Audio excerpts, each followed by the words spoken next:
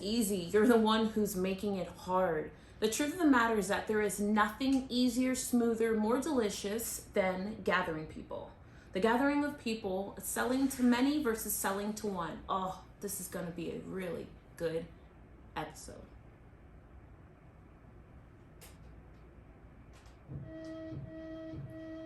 Hey you, welcome to Fill the Damn Thing, a place where myself, Tiffany Larky, and our amazing Do the Damn Thing coaches show you how to use your story to build it all.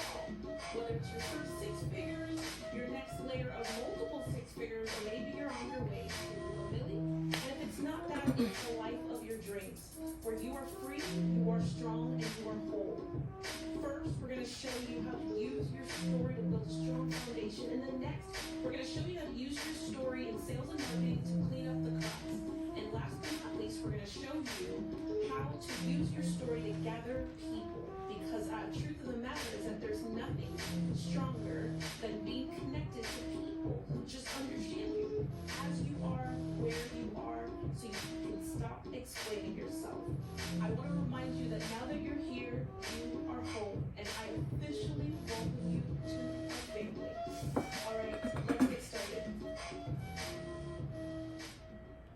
Man, I gotta tell you, I'm really excited about this topic because every time I think about just do the damn thing in general, but you know, let me go back. Every time I just think about making money and all the areas in which my back has been against the wall, I had to figure it out. And that's in different scenarios and chapters in my life. The gathering of people has been at the center of it. So I'm crazy excited about this because I have the expert on the gathering of humans. And Matt, I want to say I've encouraged and asked. I definitely did not threaten him to come here and spend some really good time.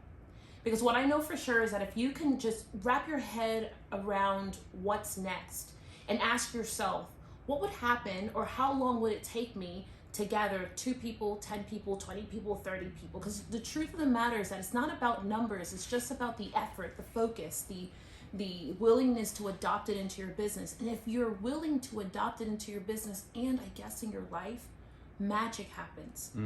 There's nothing more stronger than people who either have a common interest, a common a common feel to get together and then be led on a journey.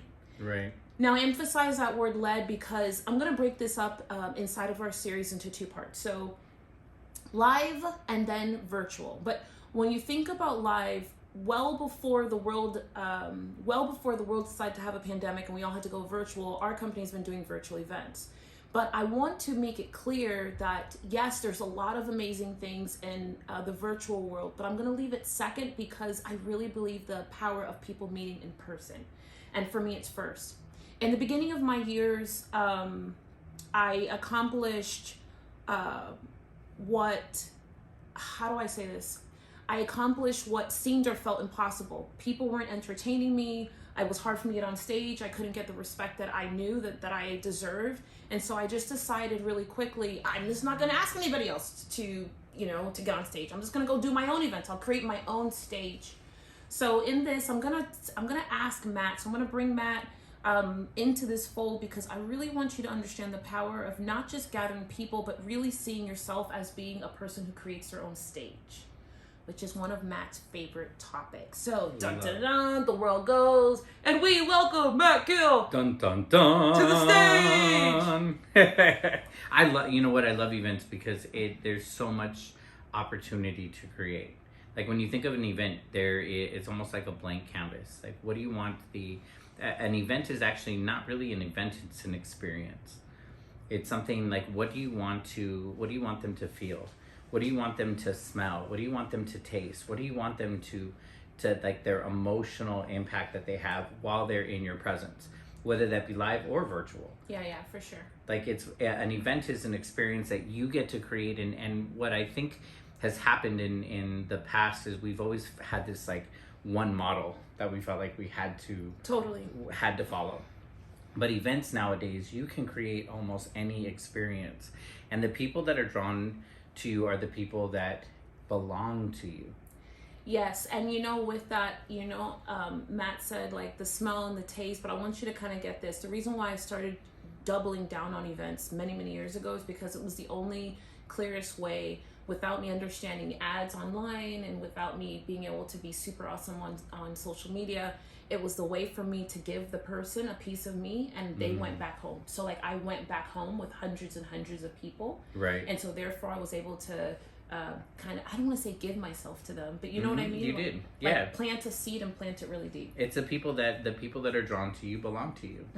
You know, the people that are coming to you are your community, your tribe. And what I love about everything that you teach is you're either one way or you're the other way. Correct. You either like me or you don't like me. And the biggest thing is to get your audience, your people, to either make a decision, either you're part of us or you're not. Right.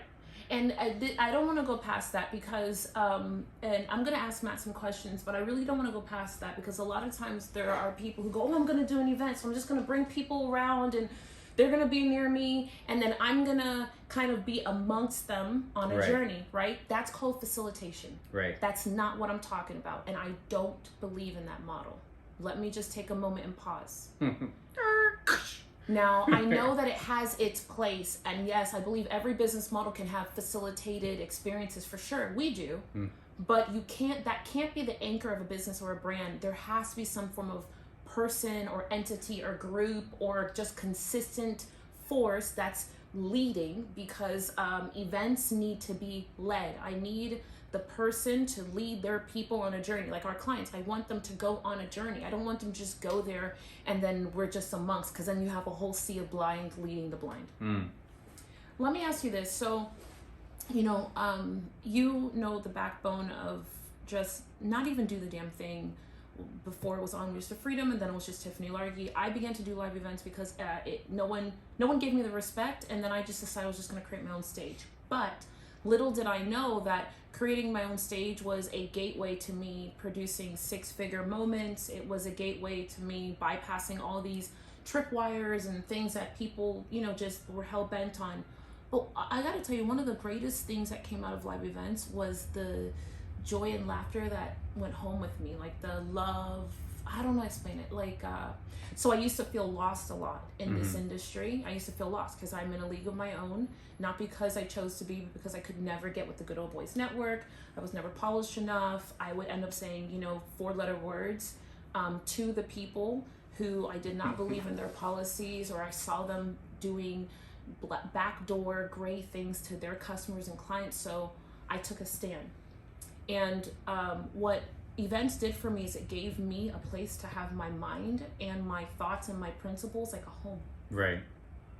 So, even as I talk about this, I think to myself, there's running an event and then there's adding events into your world and your business model. So we ended up doing 2 core events every single year. Right. And then we did like maybe 6 or so smaller events every year.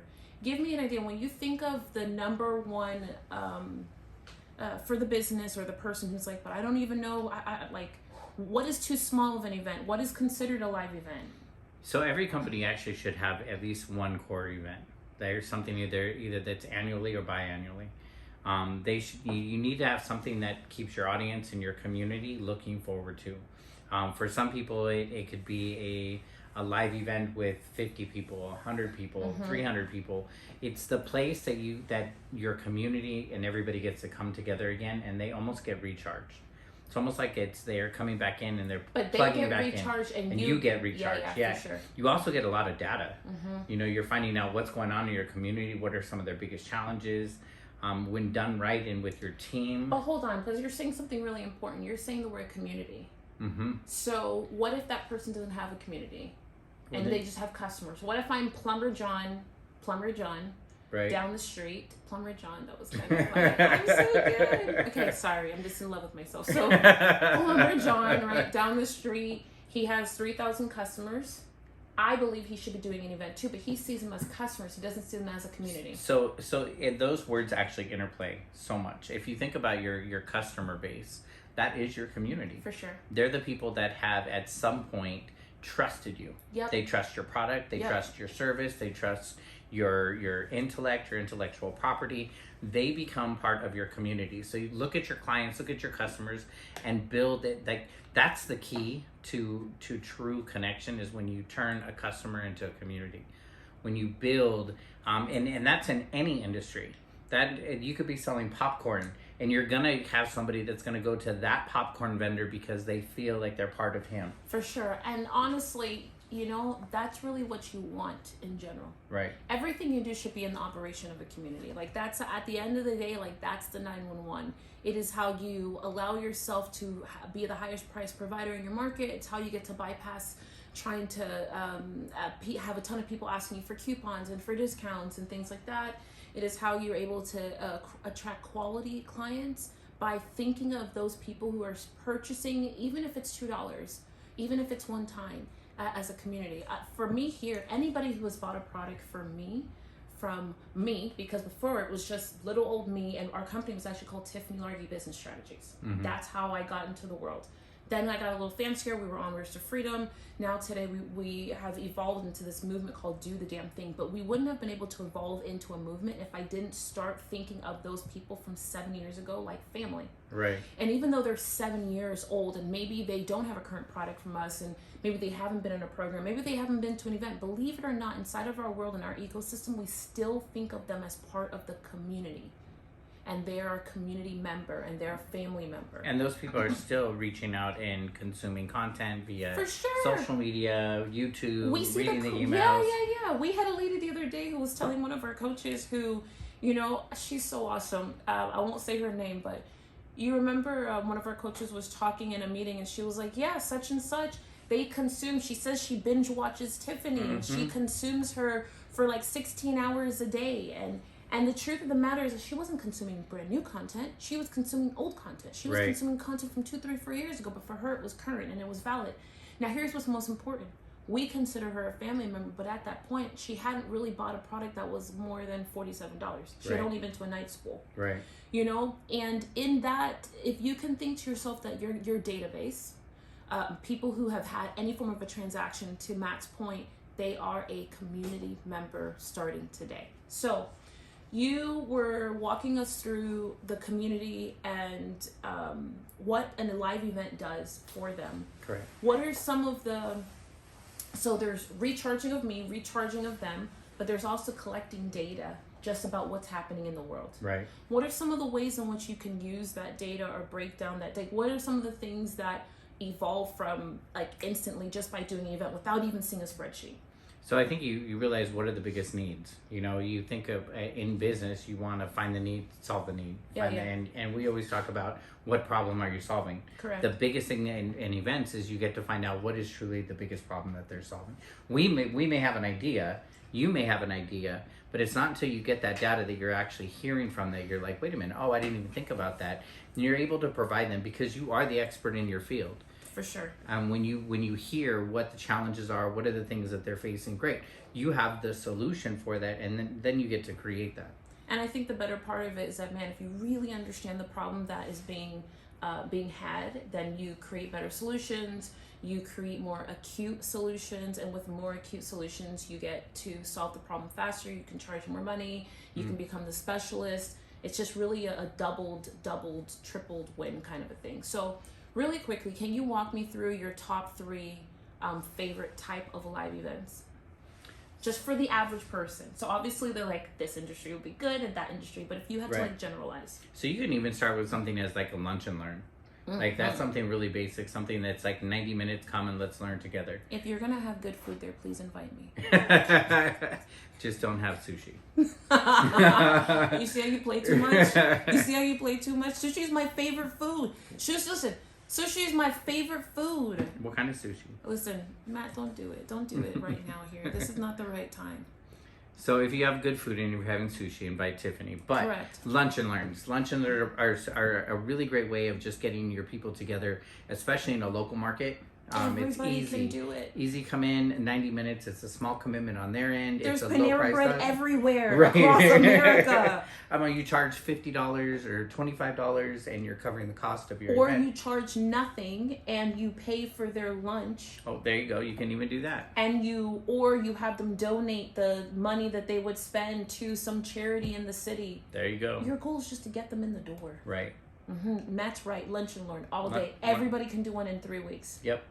Easy. And with very little marketing. And you know the other side of this? You know, you're going to think I'm crazy, but yes, you can do lunch and learns, and then the next place is where am I going to have it?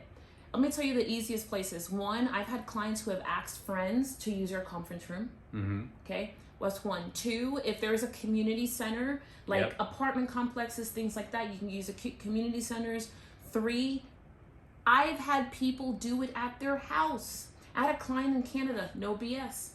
Had a client in Canada, private client, and she sold really luxury, high-priced, not high-priced, but on the higher end real estate. Right. And she was teaching other real estate agents, and she's like, well, I have an amazing house. I'll never forget her. And I looked at her, and I was like, if you say so. But what was really raw is that she was like, I have an amazing house. My kitchen is the best. I'm going to sit all 15 people around my kitchen. Right. She charged, I think it was like $200 a ticket. And put people in her living room. And at that point, this is literally during the first year of the pandemic, or right before the pandemic. And I was like, you know what? She's right. Right. Well, it almost goes back to the model that like Tupperware used to do. You used to have Tupperware parties. Avon. Avon. Yep. Come over. Let's have Millions of have dollars. those little triangle sandwiches. Don't you knock it. Those people driving those Cadillacs. They're not driving a pink Kia. You get what I'm saying? It's not a pink Kia for crying out loud. Right. It's a Cadillac. So, I mean, it works. It works. It works. It's worked then, and it still works now. Listen, I'll go wherever the good food is. But at the end of the day, lunch and learn, the gathering of people, that's small, right? So think to yourself, this is under 15 people. Could be under 30, but let's just say under 15. What's number two? Second type. So the next thing is more of a training, like a 1 day training. Easy to produce, easy, doesn't require a whole lot of space. You can get like a conference room for $150 a day or $300 a day. You can go to like a WeWork-ish type place. Oh yeah. I did my very first workshop in Raleigh, North Carolina, and I rented out like a golf club-ish type of a business place, but I didn't spend the big dollars. I got it on their off day, on their off time. Right. Okay, so that's a tip there, right? Don't do it on Saturday, So Sunday. I was gonna say, think about like a Monday, Tuesday, Wednesday. Those are the cheapest days to do events anywhere. Monday, Tuesday, Wednesday, around the country, especially in a city like Las Vegas. Right. Then I got like Jessica, someone's kid or daughter, I forget who, and I paid her per hour to come out and be the, hi, how you doing? Welcome to such and such and such. And she was cute as could be. She was like a button, maybe 24 years old, 23. She stood there. We had nothing to give anybody, so she handed out white paper. So we got white paper? I promise you. So you know how like hotels give you the pack of pens? Right. Listen, I laid those I laid it out like we bought it. Laid it out, got a reams of paper, and then she just kind of like grabbed a little stack and handed them the paper and a pen, because then the theme was, we want you to take your own notes creatively, we don't want to bore you with worksheets. You're tired of, and it worked. Everybody got a thing of whatever in this. They did not have coffee. I had water that I had to beg them for, the kind of pour. Nothing else. We charged probably $45 a ticket. I sold out the room. I think it could max at $50, and I probably made about somewhere between $50,000 and $65,000 from that event. Wow. I think about it all the time because it was my very first time gathering people myself. Right. And for the person who's wondering, well, Tiffany, how did you fill the room? Very simple. I went in, every person who I had met, like speaking, or even if you were like, oh, come talk to me, I just got my cell phone and I started texting them all. Right. And I was like, hi, I'm going to do this event. You asked me a question about such and such. I couldn't answer it then, but I'm going to be answering it over here. And I texted people until I was blue in the face. And then I called the people who never responded. And I filled every seat myself by hand. I had no Infusionsoft. I had no system, no tools, no nothing. It was me, Jesus, and my cell phone. And then those 3 people who were like, you misspelled the word there. I'm dead serious. But that's how I filled my first event, and that's actually how I filled all the events afterwards. But it was which is why it's so important for you to to still text and call, get on the phone, and it's not just marketing on Facebook. It's not just putting out an ad. It's that actual additional touch. For sure. What's your third? A big event. A big event? Yeah. Define a big event, Matt. So a big event is with a couple hundred people, more production. So think of a bigger stage. What's the word production mean? Ooh, production. Now we're getting the fun stuff. Production meaning more like there's lights, there's cameras, there's a microphone. It's more of you have an agenda that's more of has some form of an entertainment aspect. You could do a 3-day event without big production, right? I You know can. Matt is like anti. You can. You see him, he's like, Hold on, I gotta tap the braids. Hold on. No, I mean, but you really can, and really, it's the gathering of the people. It's really about your content. What's the experience that you're gonna do?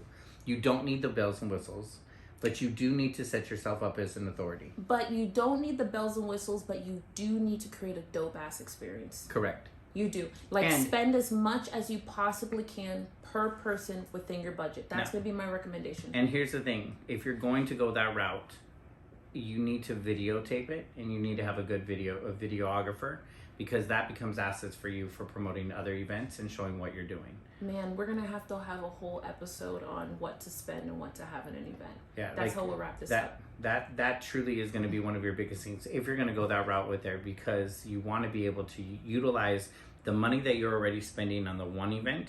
You want to be able to maximize that and use it in other platforms and other things, social media posts, your little things, little clips, and be able to repurpose. I'm so pained every single time I see someone with a dope event or any type of an experience and no one has a camera out. I swear I want to roll around and just cry.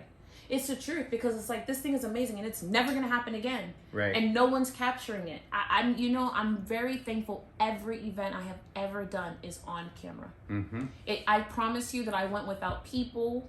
I went without a lot of things. Sometimes people went without food. You're like, here's a peanut for you. Listen, I'm dead serious. I'm being honest. You know why? Because I knew. So there's acquiring momentum in that moment, but then there's like, this moment's never going to happen again. Exactly. And I need this moment to stretch for the whole year. I need this moment to be the proof of concept for all the other things. I need this moment so that I don't think we would be here today if we didn't have these small snippets from the early days of me just trying to figure it out. And I don't want anyone to think that all of our events were like, I don't want you to think that all of our events were like to Matt's standard. You know, my very first 3 I can become a little snobbish in that. Like, a little snobbish, Matt? Just a little. This is an awkward silence. Let's experience it together. So I don't show Matt any of the pictures because Matt is always non-cognizant of dollars that have to be spent around. He doesn't realize that there are costs to request a lot of times, because he's like, oh, we should have this. Because, you know what? Because I grew up thinking that if we needed more money, we'll make more money. Great, what do we need to do? We need to get another client. Great, we need to do this. But you always say, sell the couch. If that's the case, I don't have any more couches. Right, but yes, correct. So my 3-day events, just think that each and every event, the reason why you distinguish between the two, because it really just depends on what you're going to be selling on the back end. Right. The price point, the higher the price point, the longer time the person needs to be in front of you. You cannot try and sell your $10,000 package and you're seeing them for 22 minutes. Now, there are some people who can accomplish that. That is not my recommendation. 9 out of 10 times when I hear someone go, oh, but there's this organization and they show you how to do it in 2 hours and such and such and such. 9 out of 10 times you end up with something really, really serious. You end up with people who buy but they're not satisfied and who live in buyer's remorse land. Mm-hmm. There is nothing worse than getting someone to sign a contract. I don't care if it's $5, $5,000, $50,000, $500,000. And I have signed contracts of all 4 of those levels and they don't feel good about it a day later. That is a bad place to be. It's a bad place for you. It's a bad place in business. It's a bad place for them. It's a bad place for the lead that you generated. It's a bad place for the market. So I'm going to selfishly say the longer the period of time as you think of is going to distinguish. So here's what I'm going to ask, okay, as we bring this to a quick wrap. Make a decision. So now it's time for you to decide. You need to do an event. Inside of the Boss Collective, inside of our circles and our communities, we have tons of ideas on different types of events, etc. And depending on what type of program level, if you come and engage with us, you show up at a live event, or maybe you just knock on our door with some really good coffee and you're like, I need some help. What I'm gonna say is the very first decision that you need to make is not only what type of event, but what type of event are you ready for right now? What type of an event can you put it on the calendar that's at least 6 weeks out? At least 6 weeks out. Yep. Okay? And don't think about like, oh, but I can't afford it all right now. There's so many cool, you can get sponsors, you can take out a credit card, you can get a loan, you can hustle and sell really quickly in those 6 weeks. Like you can barter for rooms. Like there's so many, even though I don't believe in bartering, I do believe it for space. There's so many ways that you can get around the hows and the things that don't make sense. But what I'm going to say to you, and I know Matt's going to say to you, is start now. Yep. What's the first step that I need to make? That's all I want. I can't ask you for the second and third, but what's my first? Create the vision. What do you want them to experience? What do you want them to walk away with? What problem do you want solved? Yep. What problem do you want solved? What do you want them to say at the end? What do you want them to say? Cast the vision. Yep. Dun, dun, dun. There you go. And just like that, we are done. Now, I hope this has been absolutely delicious for you. I'm really excited just thinking about the possibility of you jumping into your very first, or if it's not your first, a really dope event in the next 6, 8, 12, 15 weeks. And as always, we are right here to help you. Go make a boss move.